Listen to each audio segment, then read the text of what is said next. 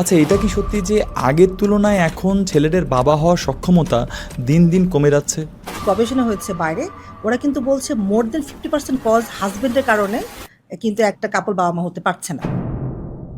যে ছেলেরা ল্যাপটপ কোলে রেখে ইউজ করলে বা গরম পানি দিয়ে গোসল করলে ছেলেদের নাকি স্পাম কাউন্ট কমে যায়। হ্যাঁ, ওটা তো গবেষণায় উঠে এসছে অলরেডি। কি বলেন? কিন্তু ল্যাপটপ ইভেন মোবাইল, এটা ভয়ঙ্কর ব্যাপার স্যাপার। আইভিএফ করলে কি কেউ চুজ করতে পারবে যে তার ছেলে হবে নাকি মেয়ে হবে, বা তার বাচ্চার রং ফর্সা হবে?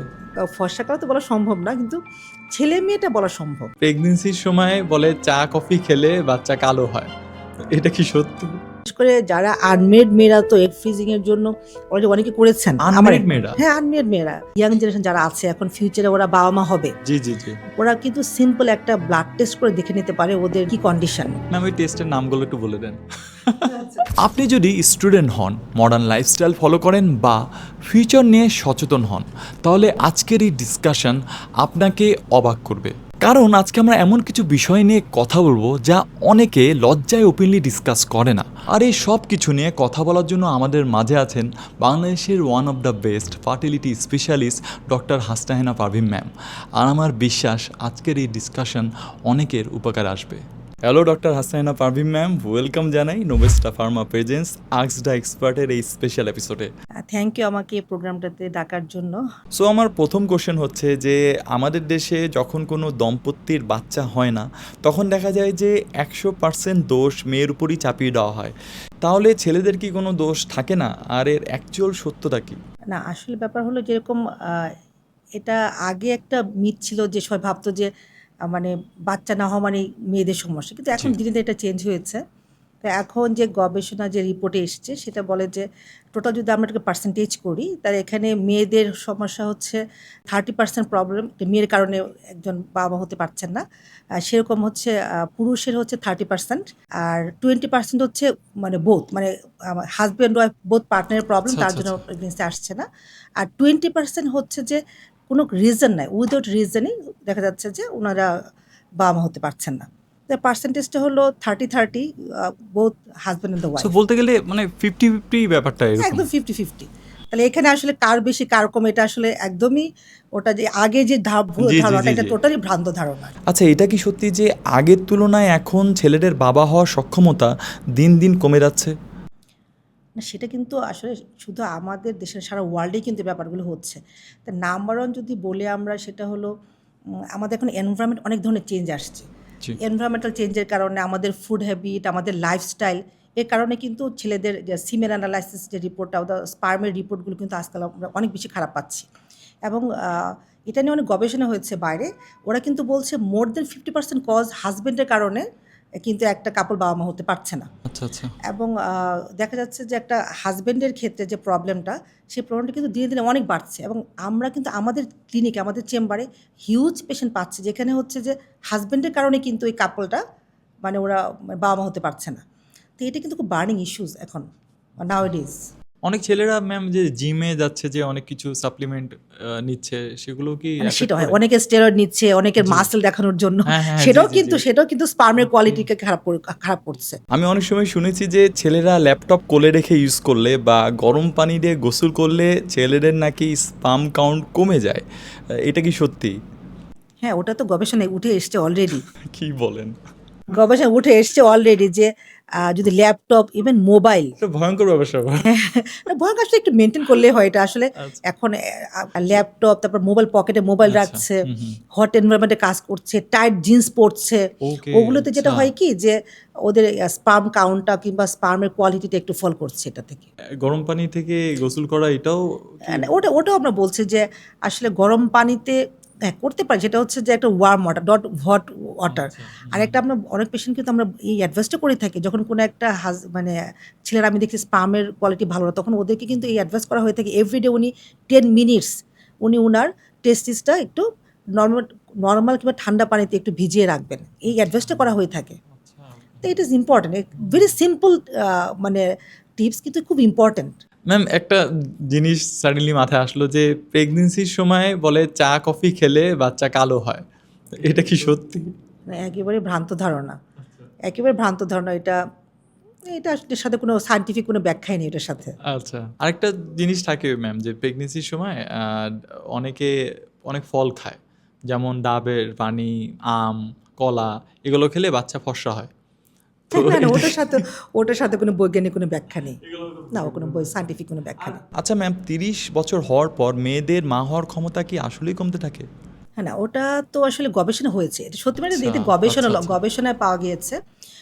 বিশেষ করে আমাদের এই সাবকন্টিনেন্ট বাংলাদেশ, ইন্ডিয়া, পাকিস্তান, আমাদের মানে বাইরের কান্ট্রি তো মানে যে বলা হয় যে 35-36 এর পরে ওদের ফার্টিলিটি আস্তে, আস্তে কমতে থাকে। কিন্তু আমাদের এই সাবকন্টিনেন্টে দেখা যাচ্ছে যে আফটার 30-32 পরে কিন্তু ওদের ডিমের রিজার্ভটা কমে যাচ্ছে। ডিমের গুণগত মানটাও কিন্তু একদম খুব তাড়াতাড়ি ফল করছে। আচ্ছা, একটা কাপল অনেক লম্বা সময় ধরে ট্রাই করছে কিন্তু তাদের বাচ্চা হচ্ছে না। এখন তারা কিভাবে বুঝবে যে এটাই রাইট সময় তাদের ডক্টরের কাছে যাওয়া উচিত? সেটা হলো যে এটা দ্যাট ইজ দ্য একদম খুব সিম্পল, একদম এটার একদম ক্লিয়ার কাট কনসেপশন, যেটা হলো কোনো একটা কাপল যখন ওরা 1 ইয়ার ট্রাই করছে আচ্ছা। উইদাউট এনি কন্ট্রাসেপটিভ এবং রেগুলার ওদের একসাথে আছে, একসাথে ওদের রিলেশনটা হচ্ছে, সহবাসটা হচ্ছে, কোনো প্রবলেম নেই, 1 ইয়ার উইদাউট এনি কন্ট্রাসেপটিভ চেষ্টা করছে, যখন ওরা প্রেগনেন্সি হচ্ছে না তখনই কিন্তু ডক্টরের শরণাপন্ন হওয়া উচিত। আচ্ছা। আর কিছু কিছু স্পেশাল কেস আছে, যেমন কোনো একটা মেয়ের বয়স যখন মোর দেন 35 ইয়ার্স, অথবা সে জানে তার মাসিকটা রেগুলার হচ্ছে না, অথবা হাজব্যান্ডের প্রবলেম ওরা আগে থেকে জানে, তাদের কিন্তু আগে যাওয়া উচিত। আচ্ছা। এখন ম্যাম অনেক কাপলই তো আছে যারা লম্বা সময় ধরে বিবাহিত, কিন্তু তাদের মধ্যে ঠিক মতন কখনো শারীরিক সম্পর্ক বিল্ড আপই হয়নি। তাদেরও কি বাচ্চা হওয়া সম্ভব? আসলে এটা খুব ইম্পর্টেন্ট একটা কোশ্চেন। এটা অনেকেই হয়তো জানে না যে আসলে আমার কাছে মোটামুটি অনেক কাপলই আমি পেয়েছি আমার এই ক্যারিয়ার লাইফে, যারা হচ্ছে যে আমার চেম্বারে এসেছেন, ওনারা হয়তো ওনাদের 10-12 বছর হচ্ছে বিয়ে হয়েছে, কিন্তু ওনার কনজুগাল লাইফটা মেনটেন করতে পারছেন না। সে প্রবলেমটা হতে পারে হাজব্যান্ডের প্রবলেমের কারণে হয়তো হয়নি, অথবা ওয়াইফের কোনো প্রবলেম, যেখানে একটা সাইকোলজিক্যাল প্রবলেম ওয়াইফের থাকে, আবার অনেক সময় দেখা যাচ্ছে যে অনেকদিন অনেক ধরে ক্ষেত্রে তো ছেলেদেরও অনেক সমস্যা থাকে। ছেলেদের প্রবলেম থাকে, জি। ছেলেদেরও আছে। ছেলেদের অনেক সময় দেখা যাচ্ছে যে ওদের ইরেকশনের প্রবলেম আছে। তো অনেক ধরনের প্রিমেচিওর ইজাকুলেশন, যদিও এটাতে কোনো প্রবলেম হয় না। তা ছেলেদের হয়তো দুজনের যে কোনো কারণে হয়তো ওদের জি, জি। আর রিলেশনটা হয়নি অনেক দিন ধরে, একসাথে আছেন ওনারা। ওদের কিন্তু আমাদের এখানে যখন আমাদের কাছে আসলো, তখন কিন্তু আমার এখানে আমরা 2 ধরনের অপশন আছে উইদাউট রিলেশনের ছাড়া, মানে প্রেগনেন্সির জন্য। সেটা হতে পারে আইওএ একটা পদ্ধতি আছে, আরেকটা হচ্ছে আইভিএফ পদ্ধতি আছে। তো কিছু কিছু পেশেন্টের ক্ষেত্রে আমরা আইওএ যেতে পারি। যদি হাজব্যান্ডের প্রবলেম থাকে সেক্ষেত্রে আইওএ যাওয়া যায়, অথবা যদি ওয়াইফের বেশি প্রবলেম দেখতে পাচ্ছি আমরা, অথবা দুজনেরই অনেক প্রবলেম যার কারণে রিলেশনটা হচ্ছে না, তাদের কিন্তু সরাসরি আইভিএফে যাওয়া যায়। এবং আমার এখানে কিন্তু ইতিমধ্যে অনেক পেশেন্ট যারা জি। এরকম এসছেন কাপল, জি, জি। তাদের অলরেডি আইভিএফ হয়েছে, ওনারা সাকসেসও পেয়েছেন, ওনারা আচ্ছা, বাবা মা। আচ্ছা, আচ্ছা। যেসব মেয়েদের 40 বছর হয়ে গেছে তাদের জন্য কি প্রেগনেন্সি সেফ থাকে?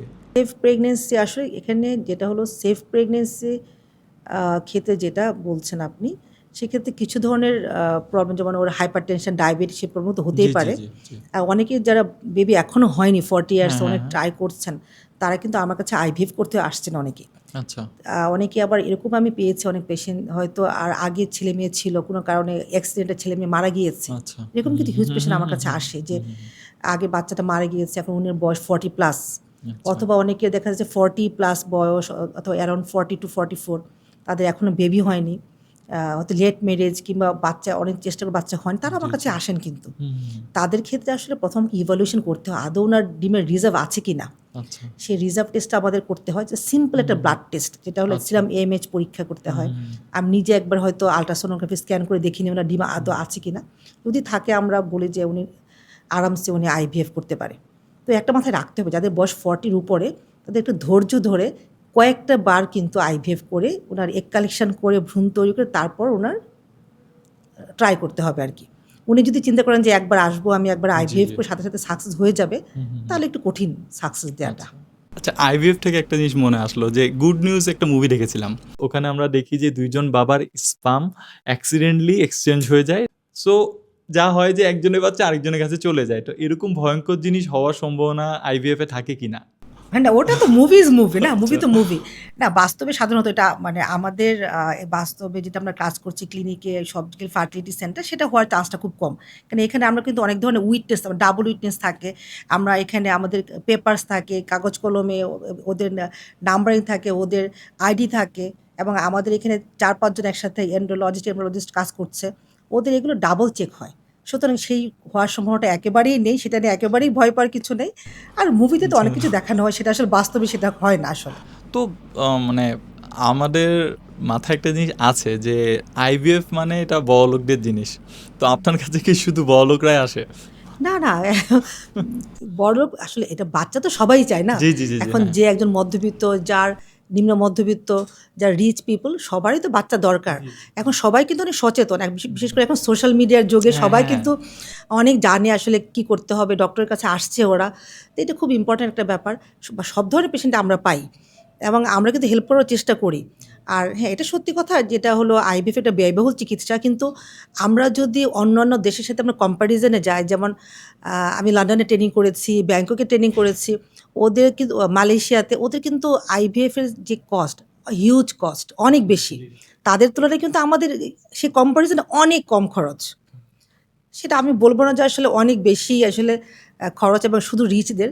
আমার কাছে এখন সব ধরনের পেশেন্ট কিন্তু আসছে এবং ওনারা সবাই চিকিৎসা নিচ্ছে, একদম মধ্যবিত্ত থেকে শুরু করে নিম্ন মধ্যবিত্ত, যারা উচ্চ মধ্যবিত্ত, সবাই কিন্তু চিকিৎসাটা নিচ্ছেন। ম্যাম তাহলে মানে এমনি একটু জানতে পারি কি যে আইভিএফ এর আনুমানিক কস্ট কেমন আসতে পারে? আমাদের এখানে টোটাল প্যাকেজ আমরা বলি যে 3 থেকে 3.5 লাখ টাকা মতো আমাদের এখানে পড়ে। তো আনুষঙ্গিক সব মিলে অ্যাটলিস্ট একটা পেশেন্টকে মানে 4 লাখ টাকার মতো তো অ্যারেঞ্জ করে কাজে আসতে হবে। ডিপেন্ড করে, কারো হয়তো ইঞ্জেকশন কম লাগছে, হয়তো কারো ইঞ্জেকশন বেশি লাগছে, কারো এক্সট্রা অন্য কিছু একটা প্রবলেম আছে, তার জন্য এক্সট্রা একটা খরচ বেশি লাগছে। সব মিলিয়ে হয়তো অ্যারাউন্ড 3.5 লাখ থেকে 4 লাখ টাকার মতো পড়ে যায় আর কি। তো এখন একটা জিনিস চলে আসে এটা থেকে যে আইভিএফ করলেই কি বাচ্চা হবে?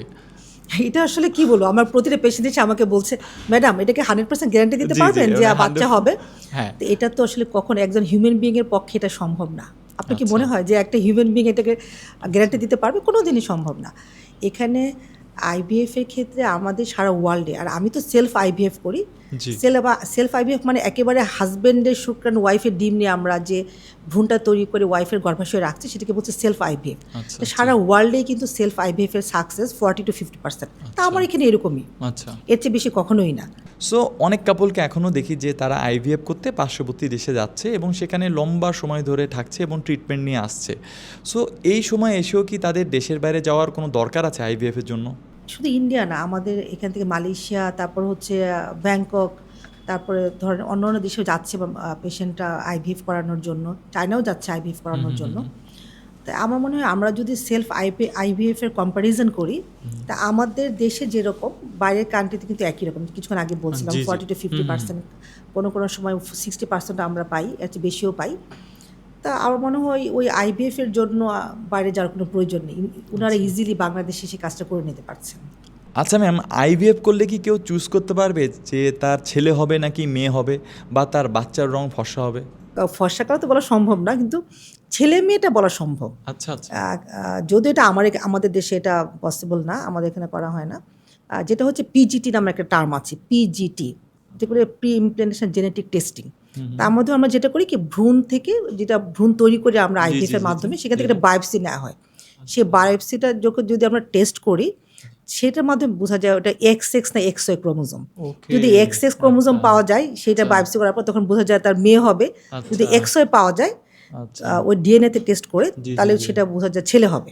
সেটা কিন্তু অনেক দেশে করছে, কিন্তু আমাদের এখানে অ্যালাউড না, আমাদের এখানে এটা করা হচ্ছে না।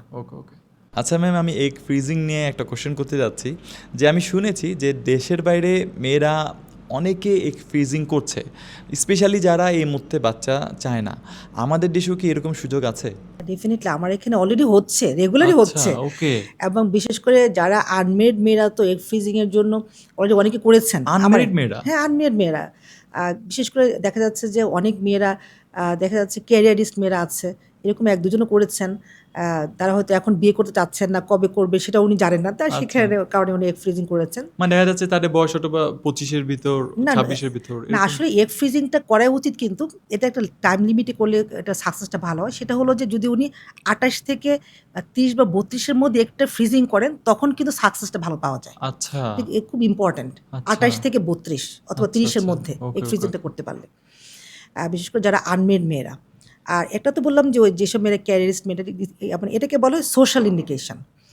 আর কিছু, কিছু না মেডিকেল ইন্ডিকেশনের জন্য আমরা আজকাল আনমেড মেয়েদের বলছি তোমরা এগ ফ্রিজিং করে নাও। আমি নিজে আচ্ছা। অ্যাডভাইস করছি। ওকে, ওকে। তারা তাদের মধ্যে অনেকে দেখা যায় এন্ডোমেট্রিওসিস বা চকলেট সিস ধরনের এক ধরনের ডিজিজ আছে, যেটাতে হয় কি ওদের ডিমের রিজার্ভটা কমে যায়। আচ্ছা, তখন আমরা বলি যে তোমরা কিছু এগ ফ্রিজিং করে রেখে দাও, তারপর তোমার সে সিস্টের চিকিৎসা করো। এটা একটা হতে পারে। আবার কিছু, কিছু মেয়েদের দেখা যায় বয়সের আগেই দেখা যাচ্ছে যে ওদের ডিমের রিজার্ভটা কমে যাচ্ছে। আচ্ছা, তাদের ক্ষেত্রেও কিন্তু আমরা সিম্পল একটা ব্লাড টেস্টের মাধ্যমে আমরা বোঝা যায় এটা। আচ্ছা। সেটাকে বলে সিরাম এএমএইচ পরীক্ষা। ওকে, আমরা তখন বুঝতে পারি যে না ওর ডিমের রিজার্ভটা কমে যাচ্ছে অথবা ওর মাসিকটা ইরেগুলার হয়ে যাচ্ছে, তখনও তাদেরকে কিন্তু আমরা অ্যাডভাইস করছি তুমি এগ ফ্রিজিংয়ে চলে যাও। অথবা কোনো একটা মেয়ে ক্যান্সারে ভুগছে, ক্যান্সারের ডায়াগনোসিস হয়েছে, ক্যান্সারের জন্য চিকিৎসা করতে চাচ্ছে, তারাও কিন্তু আরামসে ওরা কিন্তু এগ ফ্রিজিংটা করে নিতে পারে। আচ্ছা, আরেকটা কোশ্চেন একটু অ্যাড করি যে এই এগটা ফ্রিজ করে কতটা সময়ের জন্য রাখা যায়? অনেকদিন রাখা যায়, 10 ইয়ার্স তো রাখাই যায়। 10 বছর? হ্যাঁ, আরও বেশি রাখা যায়। তো এটা কোয়ালিটি কি ঠিক হ্যাঁ, থাকে? কোয়ালিটিতে কোনো প্রবলেম হয় না। আচ্ছা। ওটাকে বলি আমরা ক্রায়ো প্রিজার্ভেশন। আমরা এক ধরনের টেকনিকের মাধ্যমে এটা ফ্রিজিং করে রেখে দিই। ওটা উনি যেই এজিং প্রসেসে অথবা যেই বয়সে উনি সেই এগটা ফ্রিজ করলো, সেটা কিন্তু সেই বয়সের এগটাই কিন্তু উনি সে এগের বয়সটা কিন্তু বাড়ছে না। আচ্ছা, আচ্ছা। খুব ইন্টারেস্টিং ব্যাপার। আচ্ছা, আচ্ছা। এখন আপনি তো খুব ব্যস্ত একজন মানুষ। এর মাঝে আপনি আপনার সন্তানদের কিভাবে সময় দেন? আপনি কিভাবে তাদেরকে গড়ে তুলছেন? খুব কঠিন প্রশ্ন। এই জন্য বলছে যে আসলে অ্যাজ এ মাদার, ফাদার তো ফাদারই, কিন্তু মাদার তো মাদারই না, মাদার ইজ দ্য মাদার। জি। তো মার ক্ষেত্রে আসলে যেটা হয় যে from the beginning, from the কেরিয়ারের শুরু থেকেই আসলে বাচ্চা ডিপ্রাইভ। ওরা আসলে অনেক স্যাক্রিফাইস করেছে আমার জন্য, এখনও করছে। কারণটা হলো যে অনেক সময় তো আসলে পেশেন্টদের জন্য দিতে হয়, আমাকে থাকতে হয়। তো ওরা আসলে বুঝে গিয়েছে ঠিক আছে আমার মা ডাক্তার, এটা তো করতেই হবে। জি, জি। তো ওটা আসলে ওরা এখন বুঝে গেছে থেকে সমস্যাটা হয় না। আচ্ছা। আর আমার ফ্যামিলিতে আমার তারা কি কখনো আপনাকে কিছু বলে না এসে কখনো? কমপ্লেন এই টাইপের? হ্যাঁ, কমপ্লেন তো, ছোটখাটো কমপ্লেন? সে তো বলে you are a good doctor not good mother, প্রায়শই কথাটা আমাকে শুনতে হয়। বাট আচ্ছা। তখন ওরা বুঝে না, it's okay, you are doing a good job. যেমন মাঝে মাঝে আমার মেয়েরা মাঝে মাঝে যখন খুব রাগ হয়, মাঝে মাঝে আমার আম্মাকে ফোন করে বলে কেন তোমার মেয়েকে ডক্টর বানিয়েছো। আচ্ছা, ওকে। সে রাগ হয়ে বলে যে কেন ডাক্তার বানিয়েছো। আচ্ছা, আচ্ছা। আপনি যখন ডাক্তারি পড়েছিলেন তখন কি আপনি ভেবেছিলেন যে এই সেক্টরে স্পেশালিস্ট হবেন? আসলে আমি যখন এমবিবিএস যখন পাশ করলাম, তখন আমার ইচ্ছা ছিল আমি গাইনোকোলজিস্ট হব। তো গাইনির উপরেই পড়াশোনা করেছি, হ্যাঁ। পোস্ট গ্রাজুয়েশন করেছি, এফসিপিএস করেছি। তো তখন যখন আমি গাইনি পড়ছিলাম, তখন ওই মুহূর্তে আসলে ছিল না। যখন পাশ করার পরে জি। আমি দেখলাম যে অনেকেই আসে যে হিউজ পেশেন্ট, আমি দেখি ওরা বাচ্চা হচ্ছে না। আমার এখানে যারা আমার কলিগরা আছেন, আমার আশেপাশে ম্যাডামরা আছেন, সবাই তো আসলে গাইনি প্র্যাকটিস করছেন, সিজার জি। করছেন, ডিএনসি জি। করছেন, অনেক ধরনের অপারেশন করছেন। কিন্তু দেখলাম যে এই মানে ইনফার্টিলিটি সেক্টরটা অনেকে করছেন, কিন্তু শুধু মনোযোগটা ওই দিকে অনেকের ওইরকম অনেকে সময় পাচ্ছে না দেওয়ার জন্য। এবং আমার মনে হলো যে না, আমি এটাতে একটু দিই। আমার খুব ভালো লাগলো যে কয়েকটা কাজ করার পরে দেখলাম যে না, আসলে এই সেক্টরটা আসলে, আমি সবসময় একটা কথা বলি কি, দে আর নট দ্য পেশেন্ট। যখন একটা ইনফার্টাইল কাপল আমার কাছে আসে, যারা আমার সাথে কাজ করছে, আমার টিম, ওদেরকে বলি দে আর নট দ্য পেশেন্ট। ওরা আসলে একটা দুঃখ নিয়ে, কষ্ট নিয়ে আমার কাছে এসছে। ওরা কিন্তু জ্বর ঠান্ডা নিয়ে আমার কাছে আসেনি, ওরা এসছে একটা মনের কষ্টে আমার কাছে। তা আমরা ওদেরকে ওভাবেই ট্রিট করি। এবং যখন একটা পেশেন্ট পজিটিভ হয়, সেটা যে আনন্দ, সেটা আসলে অন্য কিছু থেকে মানে কি ভাষায় প্রকাশ করার মতো না। মাঝে মাঝে আমি আমাকে বলি I M A gardener. Gardener মানে হচ্ছে যে যখন একটা আমি গাছ লাগালাম, গাছ থেকে ফুল ফুটলো, সেটা এক ধরনের আনন্দ। যখন ঠিক সেরকম যখন একটা প্রেগনেন্সি পজিটিভ আসে, তখন সে আনন্দটা আসলে মুহূর্তটা অন্যরকম। ম্যাম, অনেস্টলি বলি, এই কনভারসেশন আপনার সাথে করে যেটা বুঝলাম, এটা টোটালি একটা আই ওপেনিং সেগমেন্ট ছিল। আশা করি এই পডকাস্ট দেখে যেমন অনেক কাপল হোপ পাবে, পাশাপাশি তারা ফিল করতে পারবে যে এই জার্নিতে তারা একা না। Thank you so much. আপনাকে অনেক অনেক ধন্যবাদ আমাকে প্রোগ্রামে ডাকার জন্য। আর আমার মনে হয় যে আসলে ইয়াং জেনারেশন যারা আছে এখন ফিউচারে ওরা বাবা মা হবে, জি, জি, জি।